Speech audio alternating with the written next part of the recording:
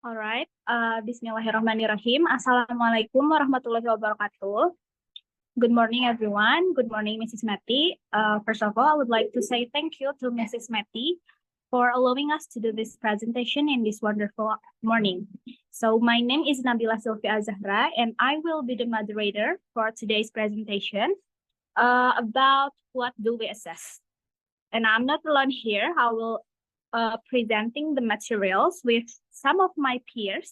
There will be Sasi, Desna, Pira, and Gina. So there will be 5 presenters, including me. Next slide, please. Here are the members. And then here is the table of contents of our presentation. So there will be several subtopics. And without any further ado, I would like to start to the very first point, which will be delivered by Sasi Rahmatika. So time is yours, Sasi, please. Okay, thanks, moderator. Here I will present what is worth teaching and assessing. Teaching and assessing. The process of determines the essential knowledge, skill, and abilities that should be the focus of instruction and evaluation. It involves aligned teaching objective with learning goals, ensuring that assessment accurately measures student progress and using feedback to improve both teaching methods and students' outcomes. The key is to prioritize context and skills that are meaningful, relevant, and aligned with the curriculum, while also fostering student development in ways that are measurable and observable. Jadi yang harus diperhatikan dari konsep apa yang layak diajarkan dan dinilai, melibatkan pemilihan materi yang relevan dengan kehidupan siswa baik di masa sekarang maupun di masa yang akan datang. Dan juga materi yang dipilih relevan dengan kurikulum yang berlaku. Semisal saat ini kurikulum yang berlaku ialah kurikulum merdeka. Dan apabila di kemudian hari akan ada lagi perbaikan kurikulum, maka kita harus menyesuaikan lagi konsep pembelajaran. Dan juga ada berfokus pada pengembangan keterampilan yang dapat dipahami oleh siswa dan sesuai dengan tingkatannya. Menyeimbangkan juga pengetahuan teoritis dan praktis, menggunakan metode penilaian yang bermakna, mempertimbangkan kebutuhan individu siswa, dan mengajarkan konsep yang berguna dalam jangka panjang sehingga memastikan penggunaan waktu dan sumber daya pendidikan secara efektif untuk mendukung perkembangan dan kesuksesan siswa di masa yang akan datang. Next slide, please. This figure illustrates an important cycle in the student-centered learning process. Here, the center is my student learning. This emphasizes that the main focus of the entry process is student learning. As teachers, we must always remember that the ultimate goals of all our efforts is to facilitate and enhance student learning. And here there is learning goals or outcomes. As a first step, we need to clearly define what we want to achieve. The key question is, what do I want my student to learn? This helps us to focus and provides clear direction in teaching. And the next, there is assessment. After setting goals, we need to think about how we will measure student achievement. The question is, what will my student do to demonstrate what they have learned? This helps us design assessment that align with learning objectives. And the next, there is classroom activity. Based on the objectives and assessment method, we designed learning activities. We asked, what will my student and I do? It includes teaching methods, assignment, and activities that will help students achieve learning goals. Secara keseluruhan, gambar ini menunjukkan bahwa pengajaran efektif adalah proses siklus yang berkelanjutan, dimulai dengan menetapkan tujuan yang jelas, dilanjut dengan perancangan penilaian yang sesuai, dan kemudian mengembangkan aktivitas aktivitas kelas yang mendukung. Setelah implementasi ini, kita kembali ke awal untuk mengevaluasi dan menyesuaikan tujuan berdasarkan hasil pembelajaran siswa. Siklus ini juga menekankan pentingnya alignment atau keselarasan antara tujuan, penilaian, dan aktivitas pembelajaran. Sebagai tenaga pendidik, kita harus terus-menerus merefleksikan dan menyesuaikan pendekatan kita untuk memastikan bahwa setiap komponen pendukung pembelajaran siswa secara efektif. Next slide, please.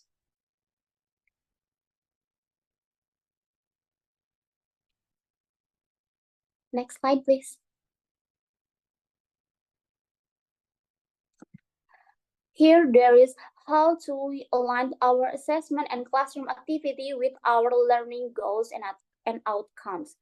Aligning assessment and classroom activities with learning objectives involves consistency between curriculum, instruction, standard, and assessment by selecting appropriate assessment methods that reflect learning outcomes and are based on teaching beliefs and assumptions, while continuing to transmit their effectiveness in achieving students' learning objectives. Next slide, please. Here there is two defining. The first is defining learning. Learning can be defined as the process of acquiring knowledge, skills, attitude, value, and experience. Another definition says learning as a cognitive process in which new and more complex understanding of the world are formed, and existing mental understanding are continually revised and refined. This definition influences how we design assessment tools, process, and decisions. The second, there is defining learning outcomes. Learning outcomes are explicit statement of what students should know and be able to do and of a course. These outcomes reflect the skills, knowledge, attitudes, and abilities that students are expected to attain and serve as the basic of evaluating their achievement. Untuk defining learning, pembelajaran sebagai fokus memperoleh pengetahuan, keterampilan, sikap, nilai, dan pengalaman. Contohnya adalah seorang siswa sekolah dasar belajar nilai-nilai kepedulian lingkungan melalui pengalaman langsung menanam dan merawat tanaman di kebun. Dia tidak hanya mendapatkan pengetahuan tentang bertani, tetapi juga ia mengembangkan sikap cinta terhadap alam. Untuk defining outcome learnings, pembelajaran ini mencerminkan keterampilan, pengetahuan, sikap, dan kemampuan yang diharapkan dapat dicapai oleh siswa setelah menyelesaikan pembelajaran tersebut. Contohnya, seorang siswa dapat berkomunikasi dengan baik dalam bahasa Inggris dalam konteks percakapan sehari-hari setelah melakukan pembelajaran bahasa Inggris. Seperti itu. That's all from me. Back to the moderator. Thank you.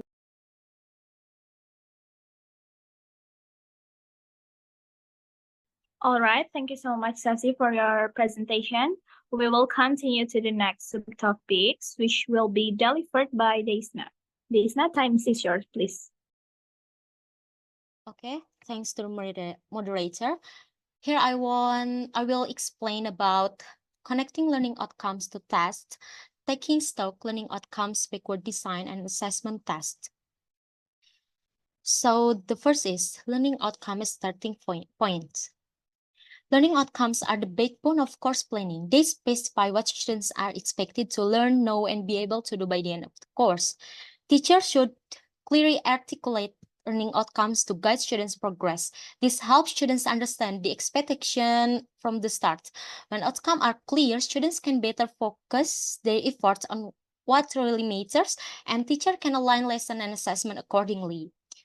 You know, one of the most important things we need to focus on as an educators is making sure we have clear learning outcomes. These are basically the things we want our students to be able to do by the end of the course.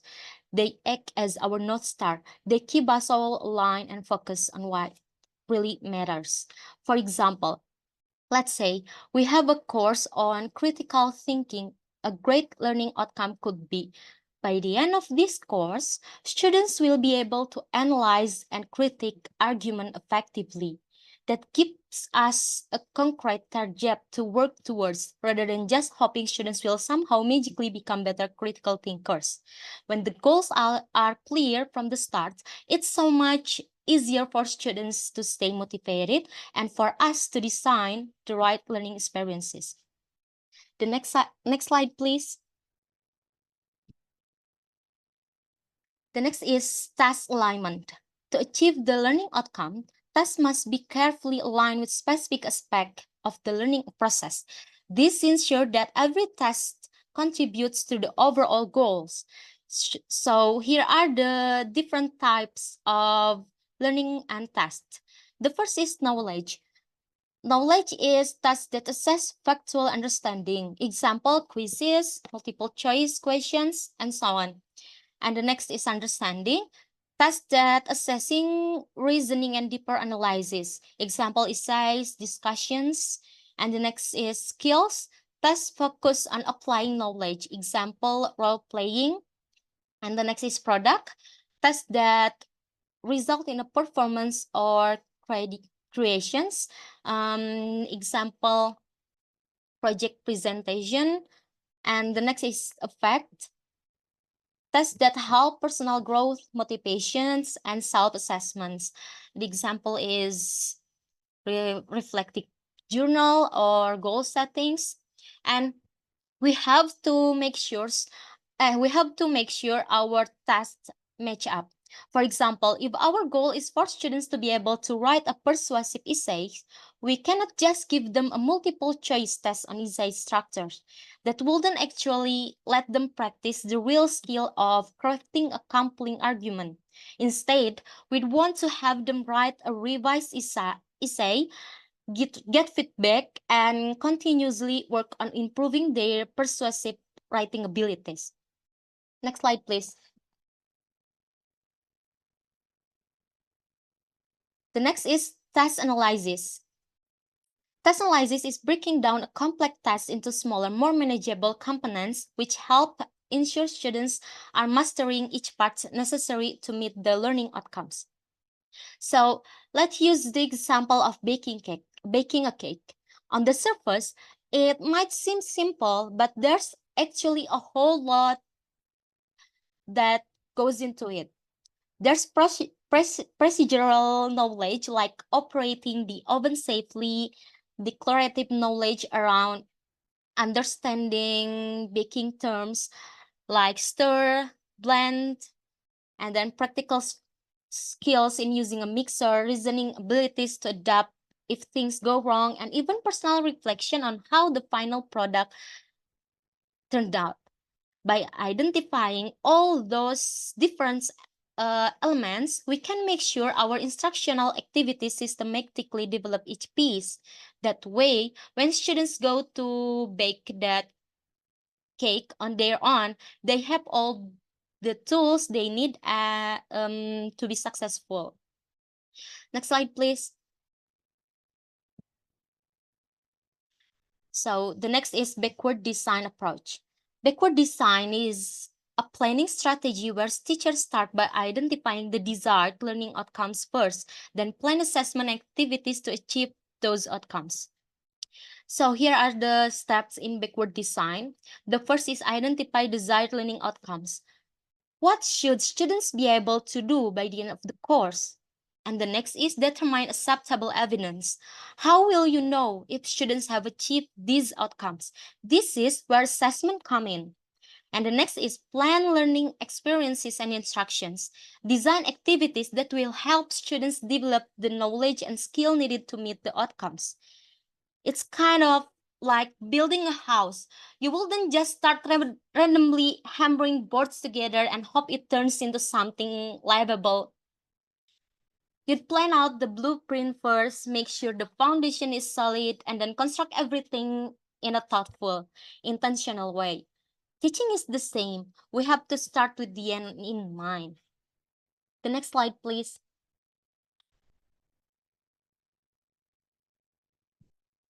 Next is alignment principle. Alignment is crucial because it ensures that your assessment really measure what your learning outcome describe. Without alignment, students may perform well on tasks that don't reflect the intended outcomes.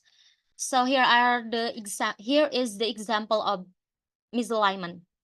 The learning outcome is students will be able to critically analyze news article.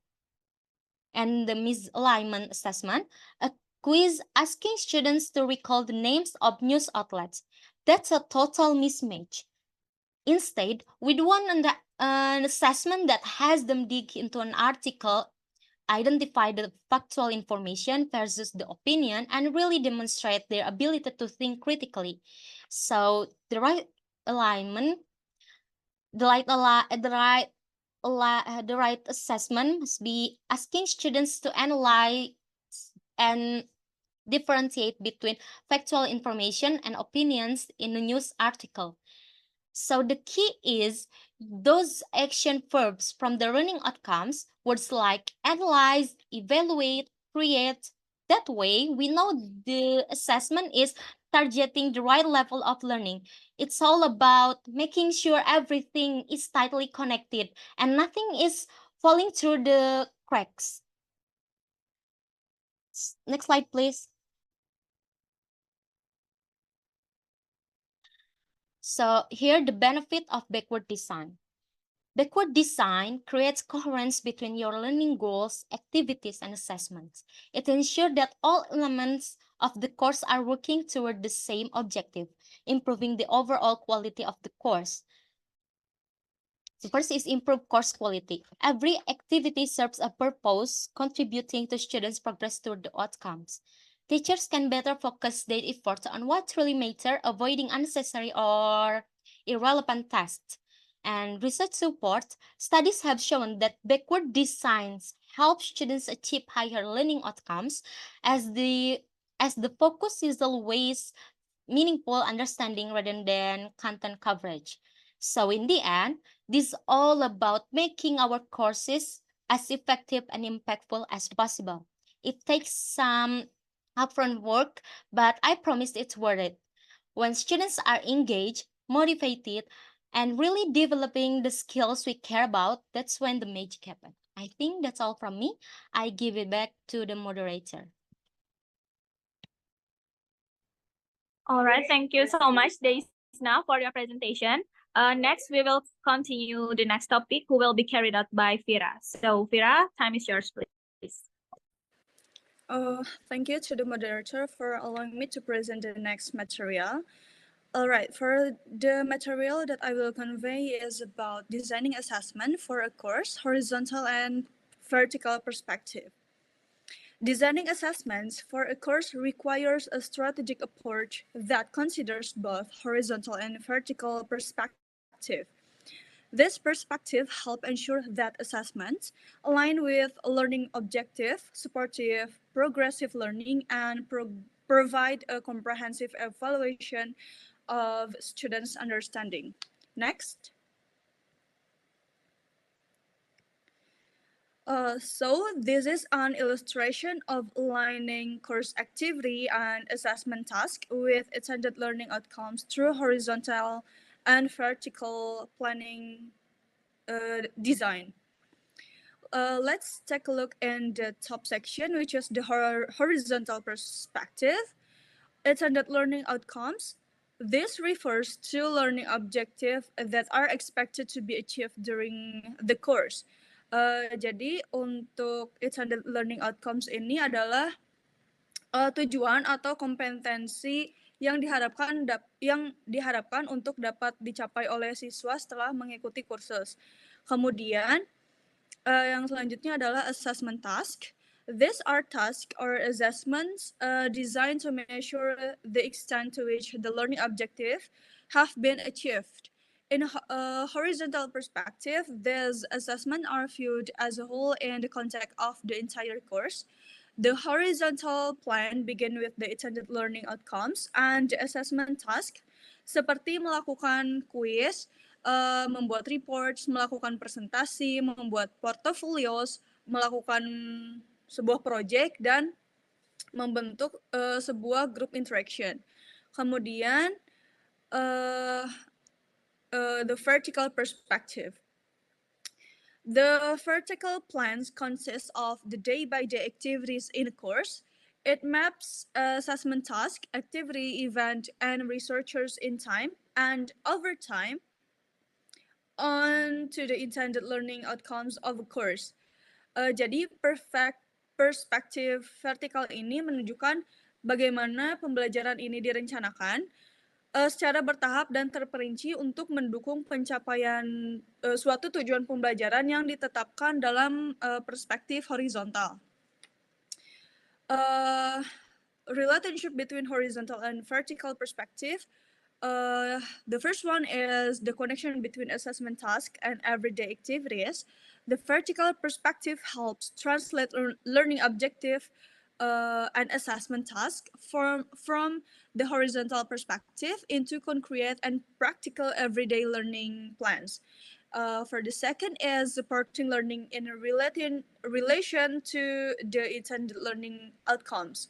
So the daily activities are designed to incrementally support the achievement of established learning objective.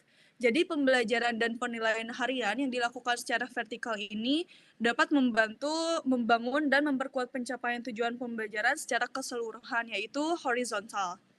Next.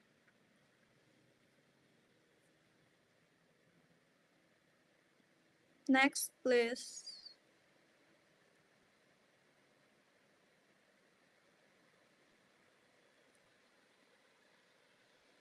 Okay, so this is the planning, learning, and assessment activities in the course, specifically for listening and speaking skills at level 3. The table includes information on the time, learning objective, assessment task, activities, and researchers use in the course. Di sini yang pertama ada time allocation. Pada time allocation ini menunjukkan alokasi waktu pembelajaran dalam minggu kedua dari 10 minggu kursus. Kemudian ada jam kegiatan yang terperinci dengan waktu spesifik untuk 2 event. Untuk event yang pertama itu dari jam 9 hingga jam 9.45. Kemudian yang event kedua itu dari jam 9.45 hingga 10.30. Kemudian yang kedua ada intended learning outcomes. The intended learning outcomes is to use speaking skills and strategies to communicate in a variety of classroom and social contexts. And then for the next is assessment evidence collected. Bukti penilaian yang dikumpulkan ini termasuk umpan balik formatif untuk dapat mendukung interaksi dan catatan pengamatan yang berfokus kepada refleksi siswa terhadap tingkat interaksi, kecocokan, dan fokus. Kemudian ada activities, purpose, event, and resources. For the activities is students are asked to list 5 things they have in common. Kegiatan ini dilakukan dalam bentuk diskusi pasangan dan membuat kelompok kecil. Kemudian diakhiri dengan presentasi kelas dan diskusi. So, for the purpose is the overall purpose of this activity and assessment is to support interaction and collect relevant data to guide students' learning and development. And then tabel ini menunjukkan bagaimana aktivitas pembelajaran ini dirancang untuk mendukung pencapaian tujuan pembelajaran melalui kegiatan-kegiatan yang sistematis dan terancang. Kemudian, setiap event itu memiliki tujuan spesifik dan dirancang untuk mengumpulkan bukti penilaian yang akan digunakan untuk mengarahkan ke pembelajaran yang selanjutnya. Dan penekanan ini diberikan pada pengembangan keterampilan komunikasi dan interaksi sosial dalam konteks kelas melalui aktivitas berpasangan, diskusi kelompok, dan penilaian diri. Next, please.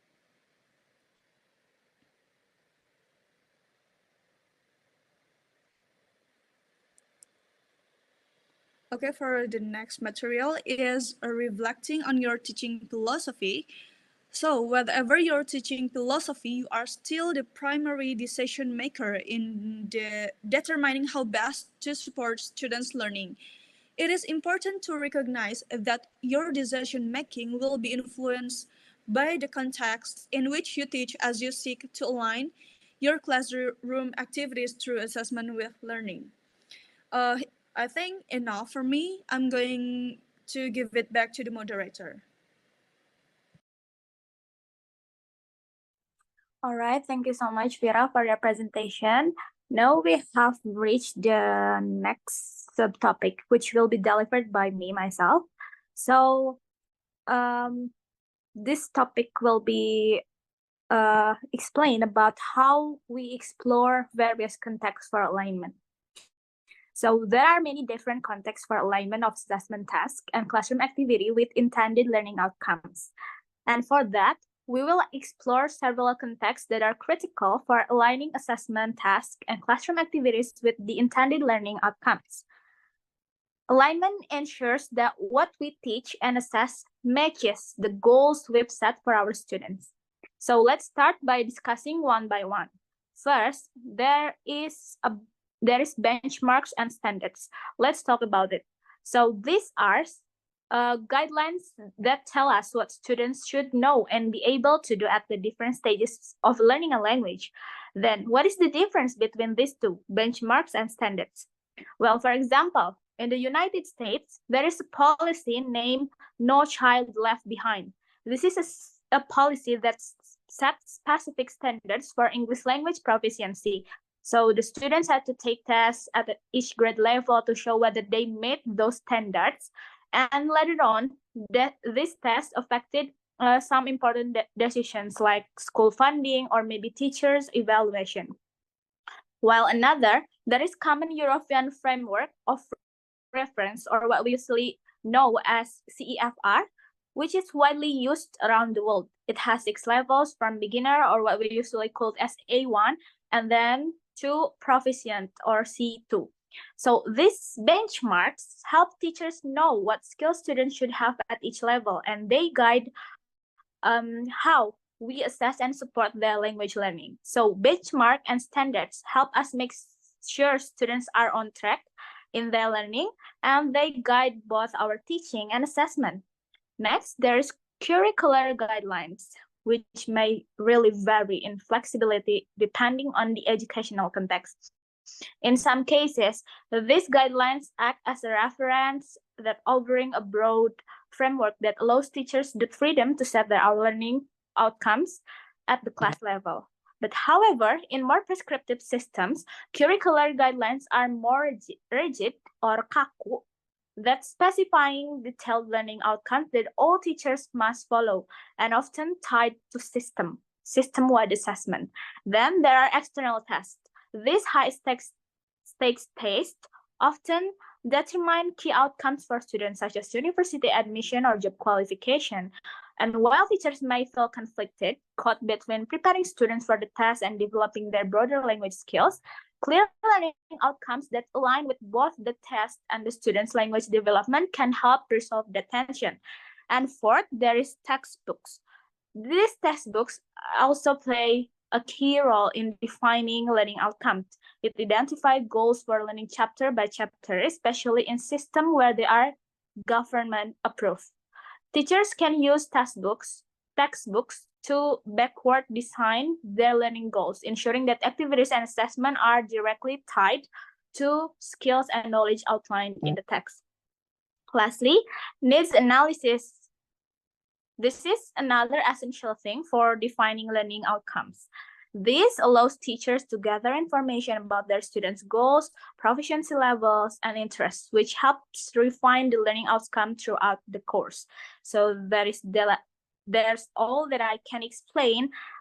I'll continue to the next moderator, which is the last topic in this presentation. Thank you.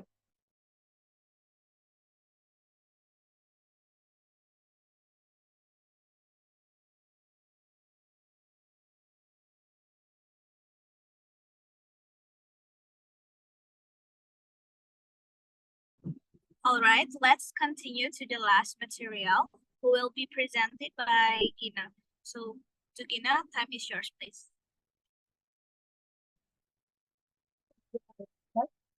I will explain a template of course planning or syllabus design. A template is provided here while planning a course. It is offered as a useful model which might be used at a later time. It might also serve as a homework assignment or as an in-class activity. Okay, if we use this template to design one of our own course, our responding to this question will help us as individual teachers to clarify our understanding of the course and to develop systematic and focused activities that will respond to the particular learning and teaching context of the course. Number two, if we are using the template to prepare a syllabus, a course plan which will be followed by other teacher in your program or others. Our responses will be more formal and may be written up as a background report for discussion and reference as a foundational curriculum document.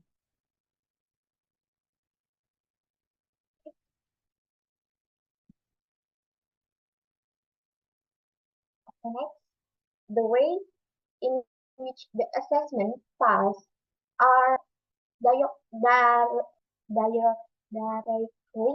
informed by the information collected through the use of the template. Number one, it explores critical background information that situates the course within key features of the teaching and learning context. Number two, provides as a guide for planning the overall or horizontal direction, scope of the course and the activities and events that define what happened in the day-by-day sequence of the course. Number three, connect the horizontal to the vertical planning using the model in table 2.1.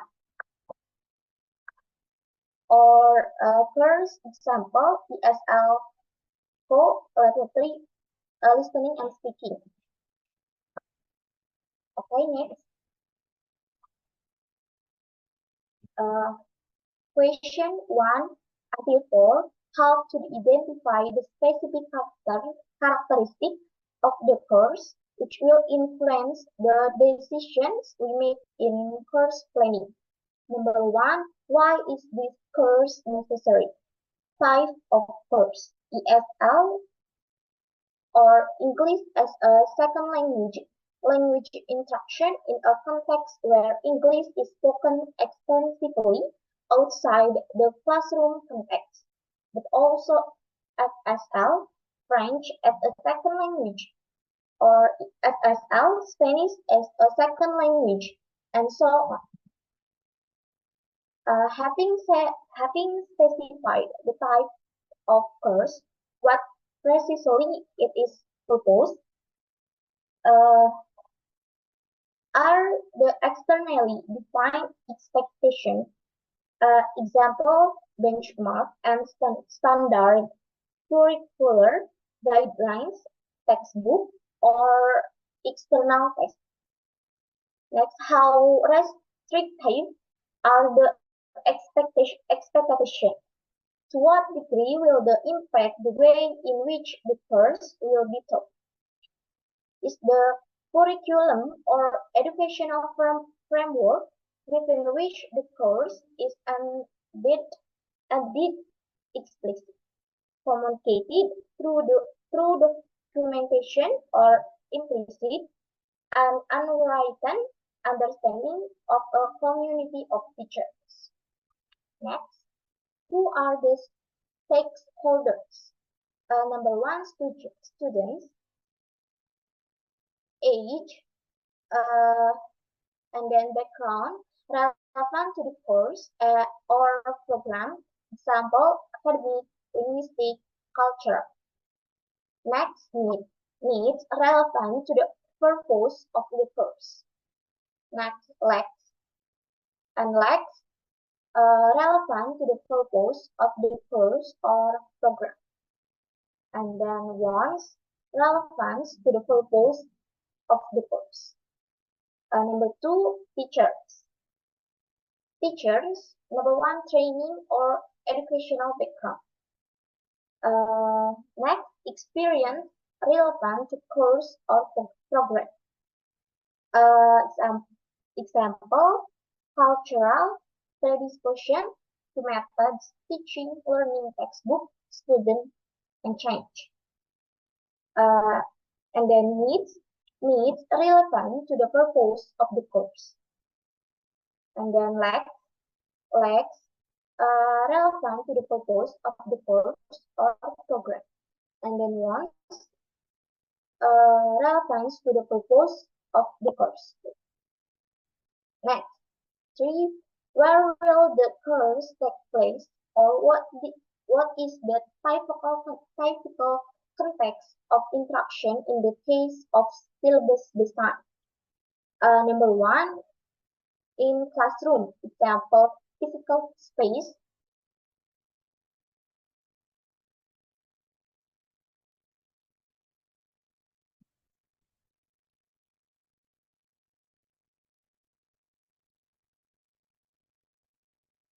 A school, online space in a computer lab, 3D virtual learning spaces. Number 2, workplace, example, engineering firm, business office, hotel meeting room, and then materials. Example, photocopy facilities, paper, chalk, and so on. And then resources, blackboards, interactive boards, computers, or projectors, and so on. And then class size, range in case of syllabus design. And then room configuration, movable chairs and table, fixed desk, and so on. And the last, when will the course take place? Number 1, total time allowed, months, and then contact days, and then contact hours. Number 2, how is contact time? Subdivide. Number 1, hours or week. Number 2, classes or week of hours. That's all from me. Back to Nadia.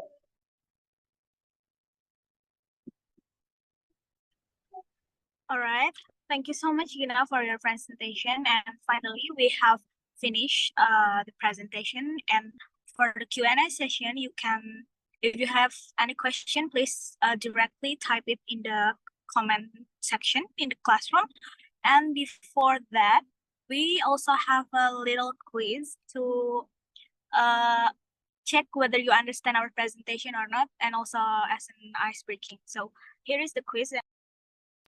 I will share the quiz in the screen, and you can answer it also in the comment section.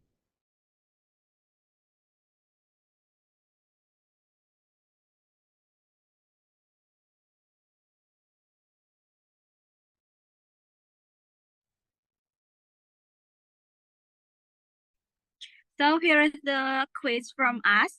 There will be 10 questions, 5 questions about the material itself. And as you can see on the screen, there's an extra questions, which seems a little more flexible and personal. So it is written, how much do you know about this topic, and ask. So you can answer it on the Google Classroom in the comment section. And the most accurate, but the fastest, the fastest answer will receive a special reward, a small reward from us. So we'll be waiting for your answer. Thank you. And for that, finally, we have finished the presentation. Thank you so much for your attention, and wassalamualaikum warahmatullahi wabarakatuh.